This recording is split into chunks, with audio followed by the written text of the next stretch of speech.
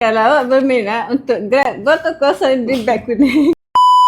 Hello, hari ni Fakar akan tolong Kak Pah kerana Kak Pah tak dapat bercakap buat masa sekarang. Jadi Fakar akan tolong mengeluarkan suara untuk Kak Pah. Hari ni Kak Pah nak tunjuk kepada awak semua satu botol design terbaru. Botol bersaiz 34 ml. Botol ni unik dan eksklusif sebab dia hadir dengan cap yang sangat-sangat unik. Kalau awak tengok pada bahagian cap ni, dia hadir dengan design macam Arabik. Jadi kalau awak pakai botol ni memang nampak eksklusif dan mahal pada produk awak. Awak tak perlu risau sebab botol ni hadir dengan spray jenis screw. Dapat memudahkan awak untuk ganti spray jika ada kerosakan dan juga dapat menjimatkan kos dan masa awak sebab dia tak perlu menggunakan mesin, hanya perlu menggunakan tangan awak. Untuk botol ni ada 6 pilihan warna yang sangat-sangat solid warnanya. Jadi kalau pakai botol ni memang akan nampak produk awak ni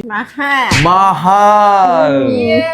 Halal. Kalau awak nak grab satu pieces, awak akan dapat dengan harga RM4.15. Dan kalau awak grab untuk satu carton, awak akan dapat dengan harga RM3.63. Kalau tak faham, RM3.63. Kalau awak nak beli dengan kuantiti yang banyak, awak akan dapat harga yang paling rendah, iaitu RM3.11 jika awak borong lebih daripada 3 karton. Dan yang paling penting, awak boleh campur mengikut cita rasa awak sendiri. Betul. So, kalau awak berminat untuk grab botol kosong di beg kuning, boleh sahaja tekan di beg kuning sekarang ataupun awak main direct dekat NKH Perfume pun boleh, tak ada masalah. Okay. So, Kak Pah tunggu awak mari, awak lambat awak rugi.